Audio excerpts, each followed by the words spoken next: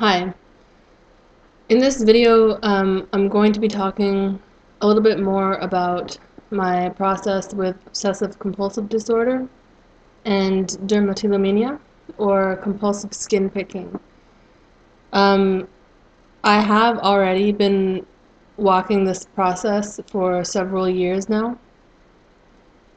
Because the condition is so all-encompassing, it actually involves looking at every area of my life in detail. This is no different than anybody else who's walking this process. And when I say walking this process, for those of you who are not familiar with the process of self-forgiveness, there is a group of people who have decided basically to stop and change. Walking the process basically of the realization that who we are is an accumulation of everything we've been. Therefore, everything that we do accumulates to who we're going to be.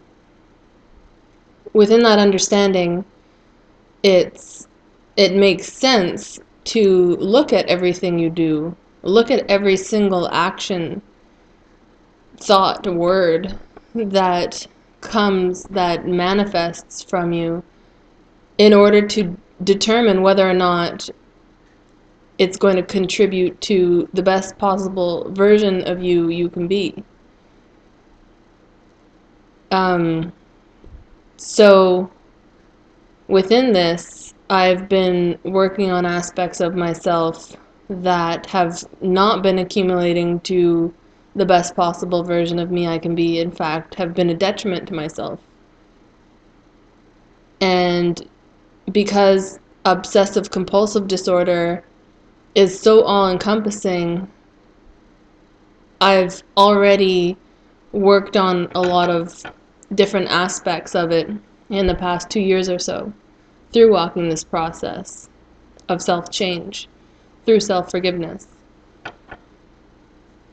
So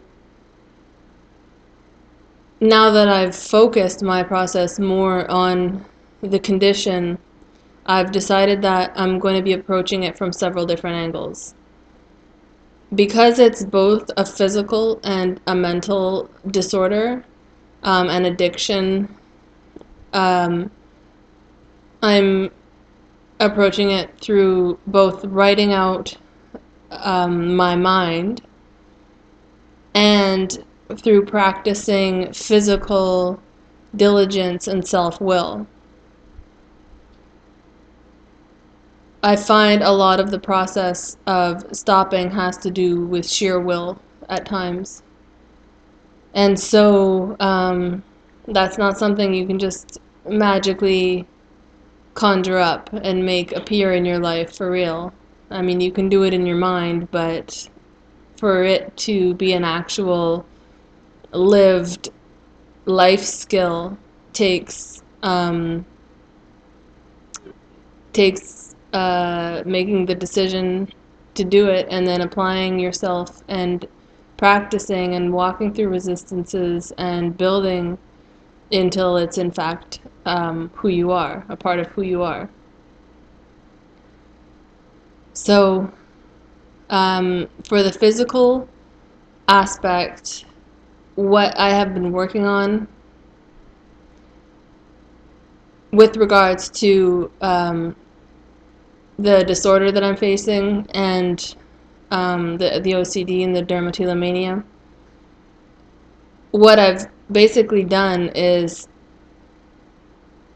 looked at my entire day and started over. Like, the starting point where I start my day has changed. I now have my day mapped out. I've never really been good at making a plan and sticking to it. I find it extremely difficult.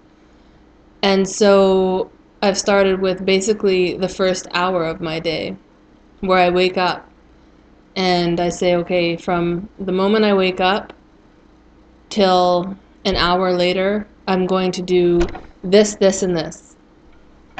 And then I work on doing that. So far, I'm still working on my first hour. But as I'm working on that 1 hour of my day, other things, I find myself applying myself throughout my day because I've started off like that. And with having that plan in place, I find myself less likely to be able to allow myself to be pulled into the bathroom, for example. Less likely to allow my mind to wander and to be creating the anxieties and the fear and the stresses and the impatience that drives me to go for that release of picking my skin or participating in obsessive compulsive rituals. And it also makes it less likely for me to think about escaping. Subconsciously, when I pick my skin, I'm escaping the internal experiences that I create for myself. And so as I'm mapping out my day, beginning with the first hour, it's like that drive to be doing something, that drive to drown out that internal experience, is replaced with the drive to get that hour done the way I want to do it. So that's really cool because it's replacing this kind of loose, wake up, have my coffee, kind of just like shuffle around and slowly get ready,